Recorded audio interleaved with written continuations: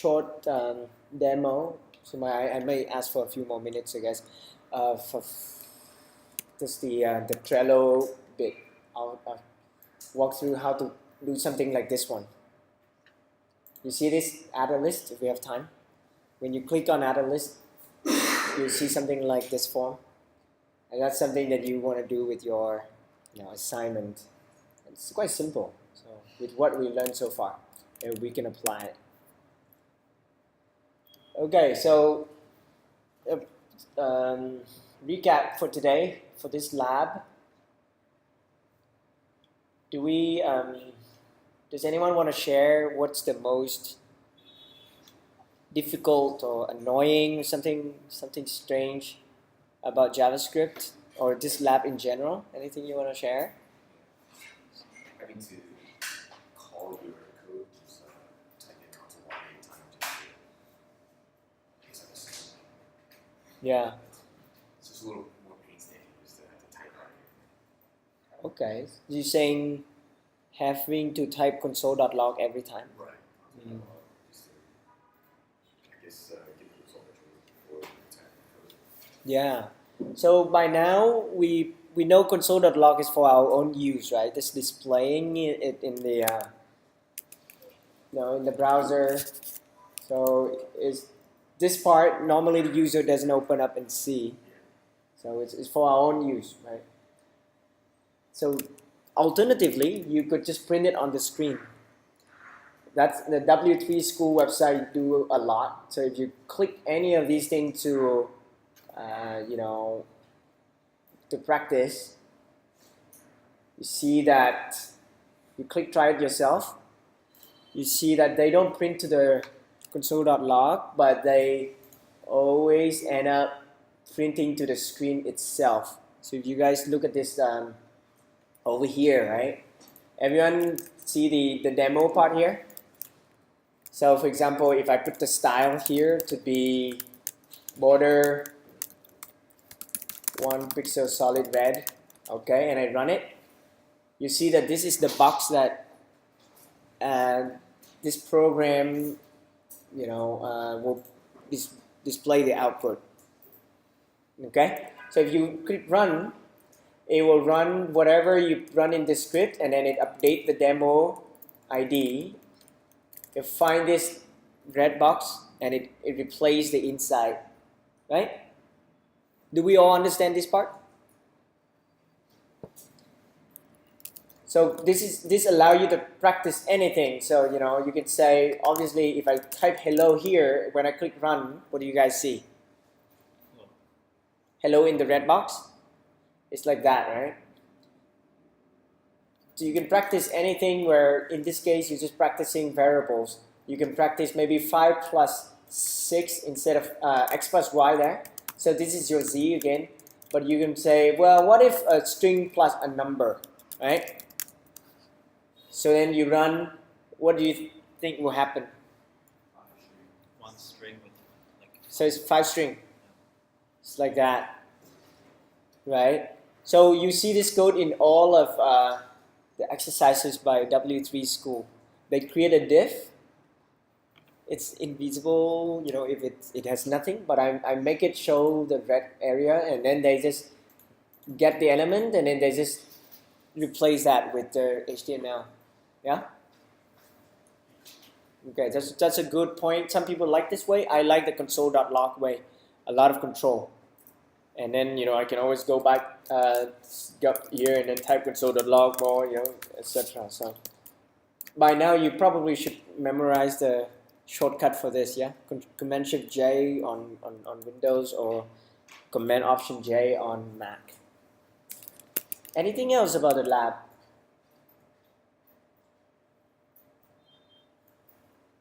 Anyone? All easy? One thing. Well, sometimes it's weird with the parentheses. Mm.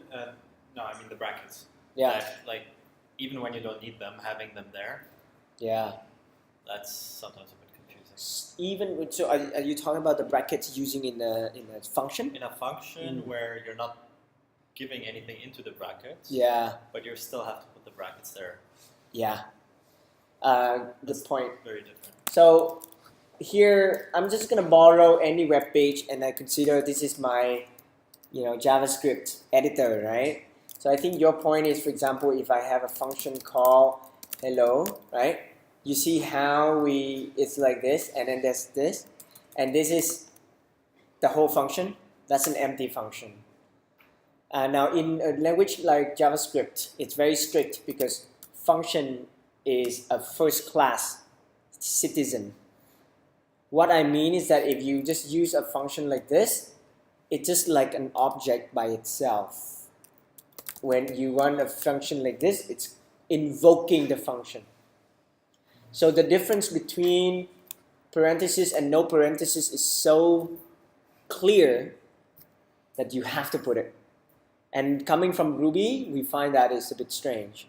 Or JavaScript, JavaScript people going to the Ruby world, they're like, what?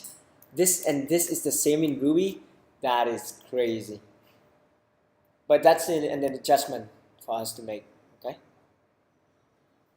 Of course, I mentioned earlier, JavaScript doesn't really care or complain if you use more than one argument for that function. It's just, there are ways to get the arguments, right? But at this stage, just know that, be careful, right? This, you define a function without argument, but you can call it with 1 or 2 or 3 arguments. Okay, so that's function. One interesting details as well, do you guys see that we include the script here? And it's right before the body tag get closed. Can anyone guess why we do that?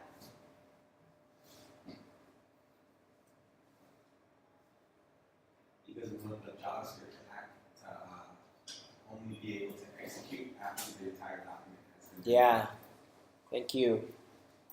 We're talking about DOM, right? And then JavaScript tend to do something with the DOM. By the time you get to the body tag in an HTML document, so let me pick one. By the time, if I have a really long document, by the time I get to the bottom, I already know what are the elements I have in the document. After the slash body thing, there's no more, pretty much, right? This is, let's look, HTML, and then inside HTML, there's body, and so we're gonna put these guys inside the body, okay? You see how slash body is really almost the second last. That's it. So by putting this a1.js here, you can start doing something like document.getElementById. Let me try, huh? So A1, you see, for example, if I say document.getElementById heading, when you run this script, HTML is parsed from top down. Yeah? So when we run this script, it already knows what element has an ID heading. Right? Imagine if you accidentally put script up here or you put it inside head, right? You put it inside here, then that's not good because what happens? Then you can't access it. JavaScript will just go down here and run document.getElementById and then it cannot find it. In Rails put it here, but you will have to have a special function that say wait until you finish loading the DOM before you do this. But let's not make things complicated. Let's put all our JavaScript at the bottom. Okay? That's why I put it at the bottom. And that's why sometimes some of you say, hey, why does it return nil? Like get elements by class name.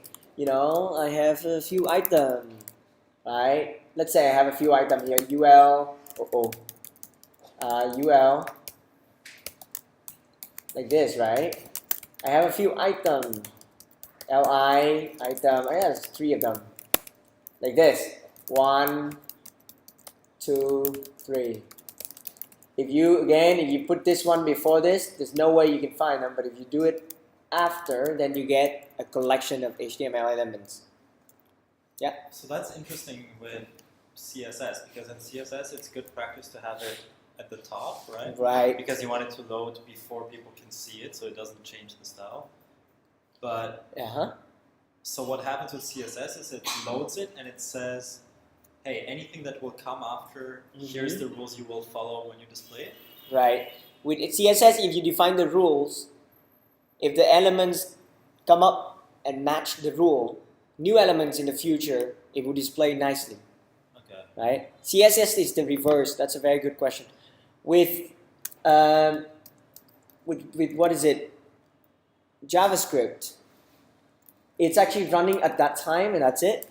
So let's say document.getElement by ID, and if you don't find it, it will be null. And then you say dot, something else. Style dot color equals red. This will just crash, right? Because you have a dot on a null element. But CSS, like what Oscar say, if you don't load CSS first, after the document load, and then you load CSS, something might look ugly because you already display without style. Yeah? So there's a difference there. Some people put there are a few reasons to put stuff in the head. There's some caching performance reason as well. Okay, but for now, we're not going to talk about that. What else is interesting in anyone? In the lab?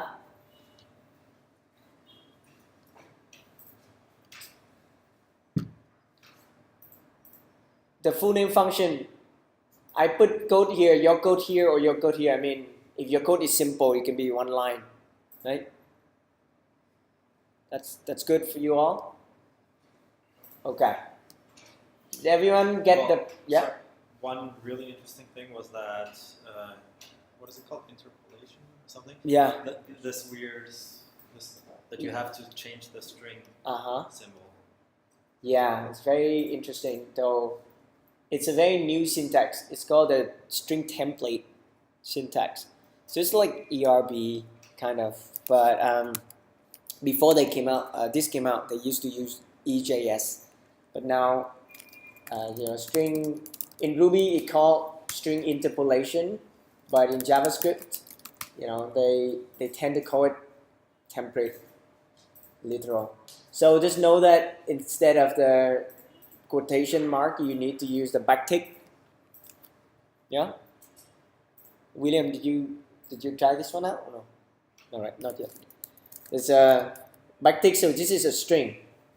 But this backtick thing is really interesting, right? It looks like this is another string, except if you say hello some name, name is go to school. If you do the normal string, you cannot do the Ruby way, then you have to do name. But if you want to do hello name, then there's a syntax for that, right? But instead of this thing, you have to use the backtick, then it will work. And this is quite new in the past year or two. Okay. So the for loop, for and for each takes a little bit of practice. But, which one should we default to? Which one should we try to get used to? Which one? String? No, for each or for... Yeah, good question. So William, do you prefer for or for each? Well, I have more practice with for, so. I have more practice. Yeah, for took a while to practice, right? Like, I strongly recommend. I think for each is, especially you're a Ruby person by now, so feel very comfortable. So if you have an array, when you have a for each, two things, you can call my function in here. That's one way to do it. Or you can define an anonymous function in there. And, oh my God. Right? Anonymous function means you don't give it a name, just like that. That's the function. Who knows the arguments inside the for each? Oscar? For each function, anything really, right? Yeah, so this is actually the element. So we call them item something, right? Element. What's really interesting is Ruby has dot each with index, and this guy has the same thing. So this is also index. So it's item and index. Okay? So with that, normally when you write code, you see these curly braces, split them out. And then you will see that this curly braces match this, and then this parenthesis match the one outside. Yeah? So it's pretty interesting. So Ruby is very similar. If you just go back to lab 1-1, then here's this item, item at index, and then index. But a lot of times, if you don't care about index, then only pass in one. Okay. In the future, I'll show a very short syntax. It's called the arrow syntax. So you can write a function with just like one arrow. So that's later. It's too confusing at this point. Okay. Anything else that's interesting? I thought a few things really strange. In Ruby, if you call reverse, it's not a big deal, right? In JavaScript, you call reverse, it just changed numbers. It's a bit scary. So here I show that, okay, here's another way. If you call slice, it copied the array. You can slice at 0, slice at 1, that copy array at a different point. So these things just take some practice, but the cool thing is you can always practice JavaScript easily from the console, right? You just do all of this easily. Okay, so the whole purpose is that. So if my numbers is 1, 2, 3, 4, and then that's it. You can start typing and all of that will start working.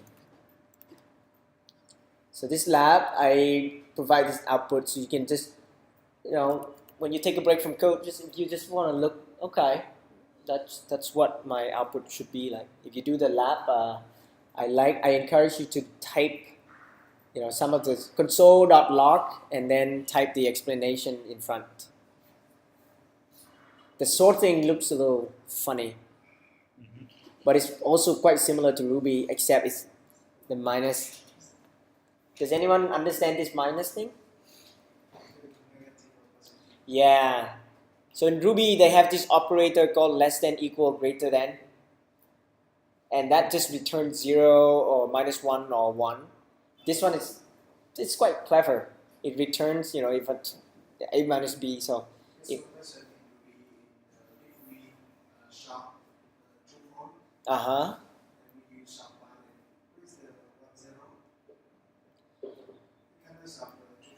yeah. So when you sort that, I think the operator will fail. It will crash. You have to convert it into something else. Yeah. I actually don't really understand this. So function a comma b. Yeah. And let's say I'm sorting an array with like 10 numbers. Like does it take like the first number? What is a? What is b? Correct. Yeah. First number, second number, and then compares them, and then second, third. Right. So the principle of sorting is you have to pick any two, and then you can compare them. If we all stand up and then we compare by height, we always just, we sort our students by height. And you just pick two, compare, then you put let's say you compare me with the next one, and then if you find the tallest person, you put that in front, and you're done with that person. And you start again. So there are a lot of pairs. So this sort is smart enough, but you need to tell it just to take any two elements, and it will know who should be in front, who should be behind. Yeah, so if you're curious, you can Google bubble sort or anything, any sort algorithm really. It's all about looking at two elements. The best sort algorithm is just they don't have to use too many lookup. Merge sort, quick sort. No? So like that, I find this confusing as well. Does it use a bubble sort? This sort method function? I don't think so. It's just convenient. So let's say JavaScript sort array, and then we'll see what kind of sort algorithm. JavaScript what sort algorithm. Can the sort method, can you tell how many times? It's using merge sort. It should not be the exception. Okay, it's really fun just reading. Quick sort is the most popular, but let's say depending. So C is like that. I don't know about JavaScript. So does the first A and B, does it start with the first and the second element in the array? First A and B? Yeah, the first time that it sorts, where does it start? That's what I want to know. Where does it say? Also, where is it? No, it's not first element. First element is like, that's one way to look at it. So sort array, right? If you guys just look, I will point out a few sorting algorithm. If you use any sorting algorithm, like for example, this is bubble sort. So you just sort two guys, and then sort two guys, and sort two guys, sort two guys. The big one will just get swapped. So it's like if you think of the water, something lighter will bubble to the top, something heavier go to the bottom. So you always compare the two next to each other like this, right? But if you look at the other one, like this one, then it's just like, well, this one's still not. Let's say if I take merge sort for you, then the way it does it is different. It takes this element, compare with this element, It's always compare two guys. It's quite interesting. In our curriculum, we will take a look at this in week 4. So could be a topic for you guys to present. It's interesting. If you go to take a job interview, it's likely that they're gonna ask, can you sort it for me by hand? Not, write a sort function, not use an existing sort, because it's good thinking. Well, in most cases, the data doesn't matter, because let's say, right, if we're sorting by height, it can just be done by standing against the wall and then just draw it between any of us. So it doesn't matter whether I am a chair or a person or anything, right? However, if we set sorting by body fat, that's hard. The comparison is harder. Then we have to go and get a machine, measure. It may take longer. So the time of a sort depends on the comparison, the function A and B, and then if that comparison is fast and it's the same for everyone, then you always have quick sort, merge sort as among the best ones. Bubble sort is the worst, that kind of thing. But if you have some list that's almost sorted, only a few guys are off, then bubble sort is the best, because it just flip that and then it just float to the top, depending on the distribution of the array, whether you have whether it's almost sorted or not. So that's a whole different topic we can get into. But it's something that you could, if you just Google, animation is really amazing. Like you just say bubble sort wiki or something, and people always come up with really cool things to explain. There's a cool video of Obama still when he was a senator. Yeah. He was at Google. And the interviewer wanted to catch him off guard and kind of make a joke. Like he gave him an interview question. And he said, yeah, well, I wouldn't use bubble sort. So and wow, I was really surprised. That's cool. Yeah, it was really. Yeah, surprising. it's really cool, and it's nice. Basically when you feel a little geeky, just get into the sort stuff. I can talk about that all day. Cool. So the lab it's a little dry, but it's just practicing the data structure. The object here is crucial for JavaScript understanding. But you see that the JavaScript object has two styles. One is the bracket style. In Ruby, only hash can do this. And the other one is the dot style. And in Ruby, class objects can do this, right? So by now you guys know that your code here you use object.age, right? Object.name, etc. That's a dot notation. Cool. All right. Property is not script. A property is always what? String? Oh, no, so it's definitely a good point.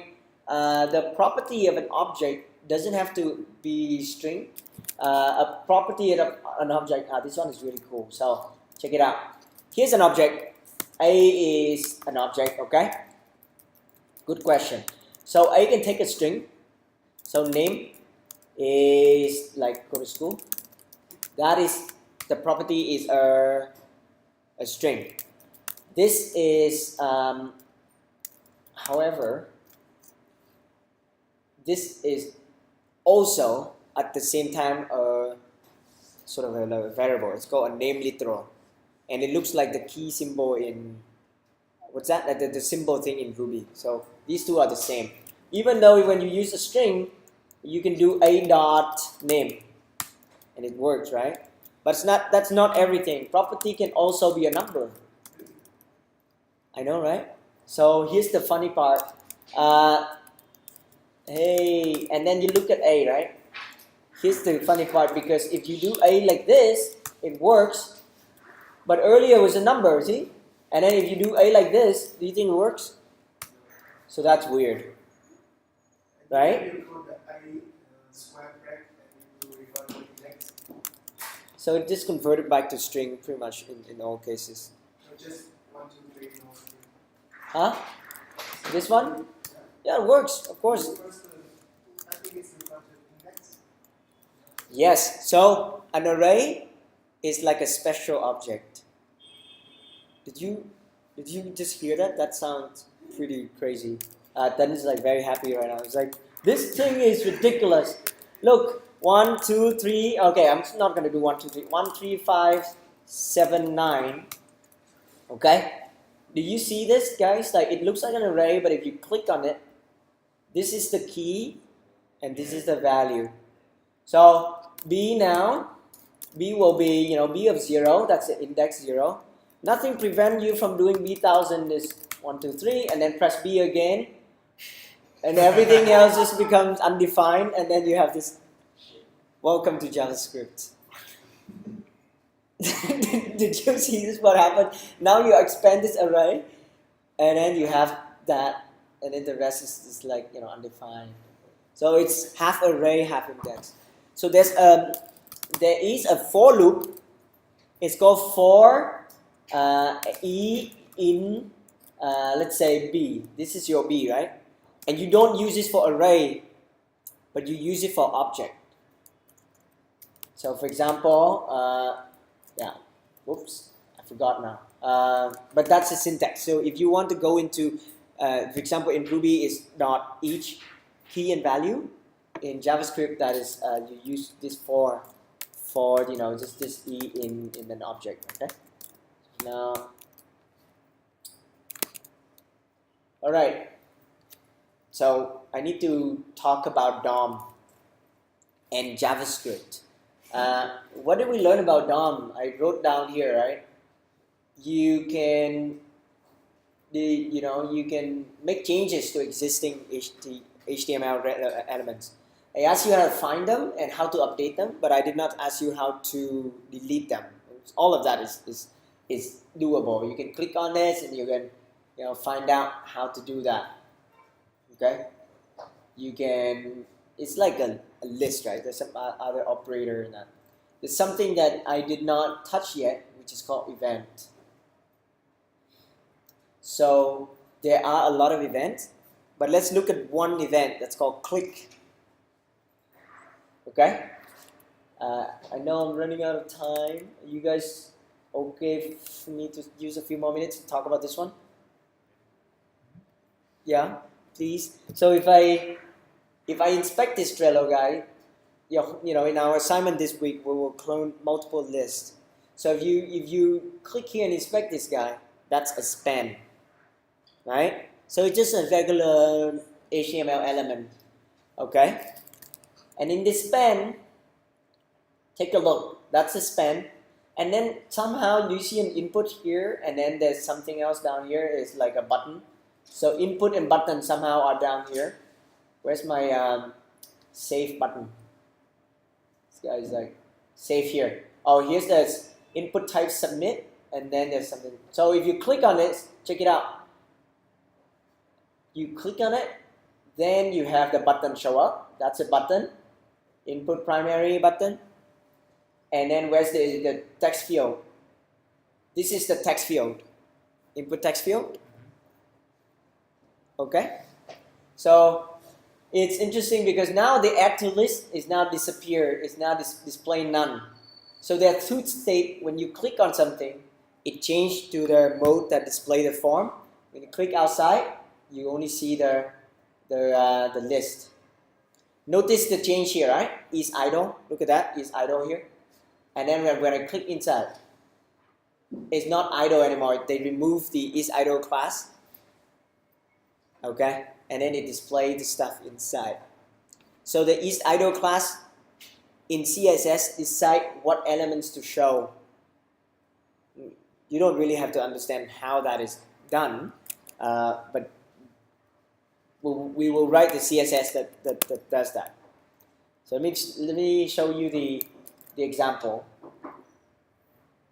If I have say shotgun, I'll show you an example, a very simple example of our own code. Where is this code? Lab 3. You didn't app.rb. Yeah, I need to find that file. Whoops. No, you wrote app.rb. Yeah, because I pressed tab and it doesn't. Okay. Yeah. So let's see if I have a version. This is HTML page. I need to go to, let's say I create a fake one called a Trello page. It's like that. Okay, to keep it really simple. And let's take a look. Right now, I create something called this is a span. Sounds good? And when you click on a span, I should show a form. So let's say I have a form. When you click on the span, I put a cursor here. Cursor is pointer, not good. And then if I click on it, I should show something, okay? So how do we now know JavaScript a little bit more? When I click on the span, actually I click on the whole list wrapper. So this is the whole list, I guess. I just click on the span then, yeah? On click. So there's something called on click. When you click on the span here, on click, and here's the event. So you can say alert. This is JavaScript by default. Okay? So let me just show you that, like, if you click on this span, that's clicking. Okay? So imagine if I click on this and I say I'm going to call something called show form. So that's a JavaScript function, right? And I already defined that function. Show form. Forget what it does in there.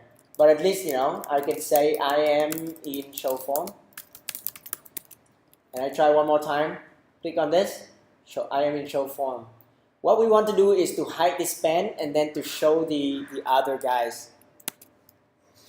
So what is going on? Form part is display none. That's why it's not seen. Right? So form part is inside an idle. This is the idle div. Here's the idle div. Idle div here. So imagine if I take the form, this form to be. Sorry, a question about the idle. Yeah. It's not the only word in there, and it still works. Yeah. So multiple classes. You can have as many classes as you want. Okay. So Each class will play its own. So this is a class list form and a class idle. That's right. Okay. So you can style this with, list form a different thing. My idle has a different purpose. Okay. Does anyone remember how to get the idle class? Document get element by class name idle. So let's say this, you get the first element. So that is your form, right? Right? Mhm. So, and then I don't know the remove class. Is there a remove class? Oh my god, I think it's class name. There? So imagine I change the class name to this list form. Then you see this guy. This guy appear because this rule is that the form part element has to be inside an idle to disappear. So imagine now if I say now I want this list form with the add a list, you can make it disappear as well. So add a list, this is a placeholder, right? So imagine in idle, when idle placeholder, I will say display. Maybe display. Okay, this is a bit. Let me just say not idle, okay? Not idle is then I say display none. Alright, let's try this. If, for example, not idle, this placeholder is my span here. So where's the invalid syntax? Oh, I don't need this show form. This show form you can change, but I'm gonna just do it right here. Okay, so check it out, right? This I get the form. Then I say the form should not be form class name currently is form and idle. What if I say it's list form and not idle? So then it changed to the form for you, and then you can create the list. That's how Trello does it for this list, and it also does it for this guy. I'll give more information, but that's the idea, and it's pretty cool. Just to demo, and then you'll see a more polished demo tomorrow. There's a bit of CSS. You see how the transition is like displaying slowly. There's a CSS called transition color, and then this is in here, but that's the extra CSS to give the effect. You guys can make it, faster, slower, like 80 seconds. It's too long, too short. Maybe you like maybe that, and then I guess this 80 is still here. It's using, so I'm not sure why. It's just maybe 1 second. Yeah, can't tell the difference. Maybe I can try. I'll try it, and then I can show you if I can make it anything different. Doesn't look like it works. Oh, it works! I just tap on it, and it's taking 10 seconds to display. Anyway, okay. Thanks everyone. Sorry for keeping you a little late.